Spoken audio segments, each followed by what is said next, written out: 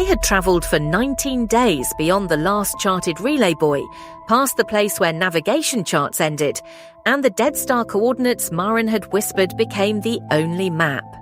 The system had no name in any registry. 2 brown dwarf stars, cold and dim as cooling embers, flanked a region of absolute gravitational stillness. A null point where nothing drifted, nothing bent, nothing moved. And in that stillness, the Cradle waited. Serethi saw it first as an absence, a sphere of dark, iridescent material that swallowed the dwarf star's faint light rather than reflecting it. She pressed her palm to the viewport, and the binding scars at the base of her skull responded before her mind did. A warmth that moved down her neck like a hand placed there by something that had been waiting a very long time. Kale said nothing. His prosthetic left hand, matte black with exposed joint mechanisms, adjusted their approach vector with the precision of a man who had decided not to think about what he was flying toward. The instruments read nominal. The instruments had never been designed to read anything like this. Eolan Martz looked up from her diagnostic array and said quietly that the binding was accelerating. Not spiking, accelerating, a gradient, a slope. She said the word the way a physician says a word they have been hoping not to say, with care and without softness. Serethi turned from the viewport and asked how long. Eolan told her what the instrument said. Serethi turned back to the viewport. The Cradle was larger than the Throne Spire. Larger than the Throne Spire the way an ocean is larger than a cup. It hung between the dead stars with the patience of something that had never needed to move, its dark surface etched with Progenitor script that glowed faintly blue at the edges. The same script that covered the sunken archive's walls. The same script woven in gold thread through Valen's robes. The same script that Marin had hummed without knowing what it meant in the mineral paste dark of Dust's warrens. Here it was written in panels 3 kilometers wide. 300 kilometers behind them, in the secondary observation vessel, Archon Valan Drace pressed his long, ink-stained fingers to the viewport glass and began to write. His notation surface filled with transcription. His hand was shaking. He did not stop writing. At the system's gravitational boundary, Lysera Aethenis stood at the head of her fleet's tactical display and watched the Cradle's silhouette on long-range sensors. Her regent's mantle mapped the stars under her control in luminous thread. None of those threads reached here. No writ ran in this system. She issued orders to hold position and maintain sensor lock, and the officers around her obeyed with the quiet of people who understood that obedience was all they had left to offer. Then the Cradle moved. Not in space. It did not drift or turn. It moved in the way a living thing moves when it wakes, from the inside out. The geometric fault lines that Serethi had taken for surface scarring began to separate. Each panel rotated on an axis that should not have existed in Newtonian space, extending outward and away from the sphere's center in a sequence so precise it could only be called mathematical. A petal opening, then another, then a dozen simultaneously, each one kilometers wide, each one turning to reveal the blue-white interior light that had been folded inside. Kyle said something in the old trader tongue of Dust's warrens. It was not a word Serethi had heard him use before. She did not ask him to repeat it. Eolan's diagnostic lenses flickered. The spectral overlays shifted from clinical blue to something she had no color name for. She pulled up the neural architecture model she had built across 19 days of monitoring and watched it fail to describe what was currently happening to the woman strapped into the seat beside her. She reached for the scan console and held on. Serethi's binding scars blazed, not the faint luminous veins that had spread from her skull across weeks of slow progression, not the warmth she had learned to ignore. The scars lit from the base of her skull down her neck, and across her shoulders and down both arms in a cascade of blue-white light that burned through the fabric of her patched envirosuit as if the suit were not there. Her pale grey eyes, already unnaturally reflective, caught the light and threw it back doubled. She did not scream. She gripped the armrest with her right hand, the one unscarred by chemical burns, and she breathed. Kyle looked at her once.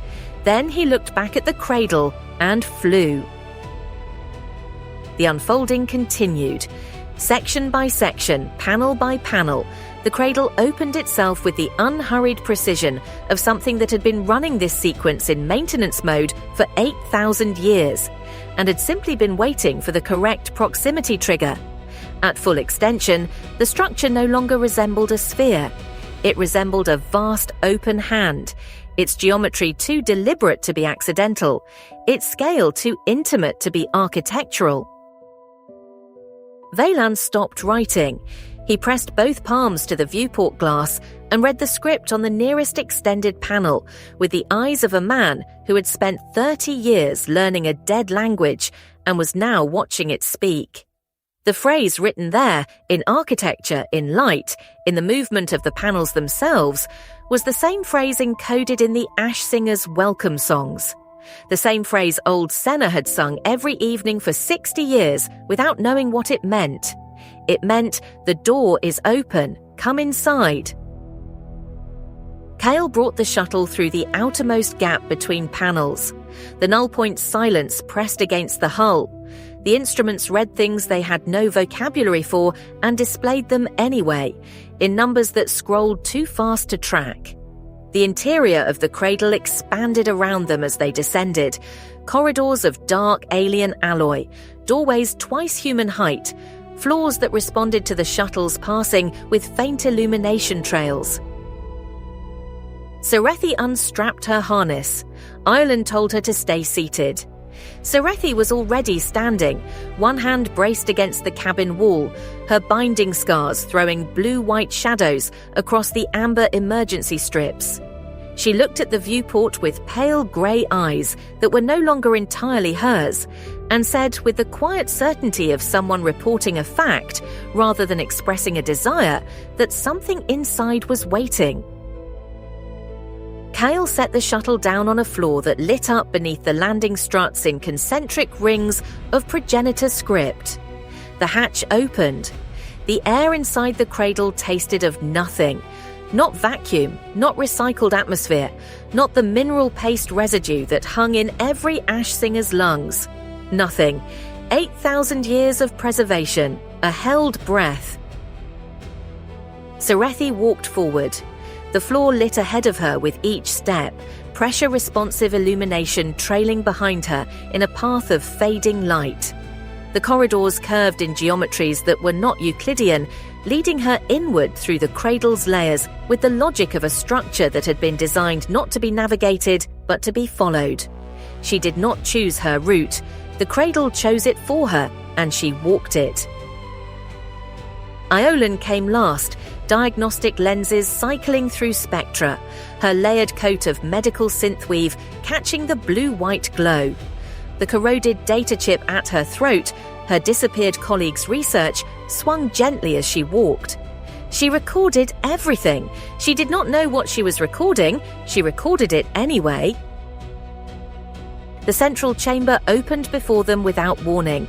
A doorway twice human height, giving onto a spherical space so large that the far wall was lost in blue-white haze. The floor responded to Serethi's first step inside with a bloom of illumination that spread outward in every direction, tracing the script-covered surface in cascading light. The script moved, not rearranging, thinking. The walls were thinking. At the chamber's center, the reconstitution had already begun. Cascading Progenitor script rose from the floor in a column that was not quite a body and not quite a structure, shifting between geometric configurations too precise to be random, too alien to be comforting. It had no face, it had no hands. It had the shape of something that had once possessed both and had decided that the forms were no longer necessary. It pulsed with the same blue-white light as the walls, as the floor, as the binding scars on Serethi's skin. It was the same light. It had always been the same light. Kyle stopped walking. Eolin's diagnostic lenses went dark, every spectrum simultaneously, as if the instrumentation had decided it had seen enough. Serethi took one more step forward, and the architect spoke her name, not in any language she had been taught, not in the Progenitor script Valen had spent 30 years translating. In something older than language, in the frequency of the binding scars themselves, in the resonance that the mineral paste ash singers had been carrying in their throats for a century without knowing what they carried. The name was not the name Marin had given her on Dust. It was not the name the houses had attached to her bloodline when they found the genome markers. It was the name she had been before she was anything. The name encoded in the return protocol, in the last progenitor's final act of architecture, in the coordinates whispered by a dying woman in a dark warren on a dead world.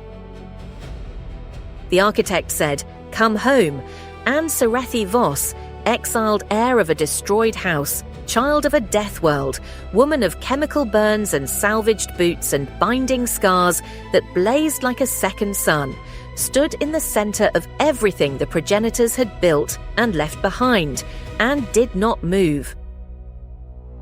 Not toward it, not away. She stood at the threshold of 8,000 years of patient waiting, and she held herself there, in the space between the name she had been given and the name she had been called. Behind her, Kale's prosthetic fingers moved once, a reflex without a target. Eolin's recording equipment captured a silence it had no category for. And the choice that had always been coming gathered itself around her like a tide.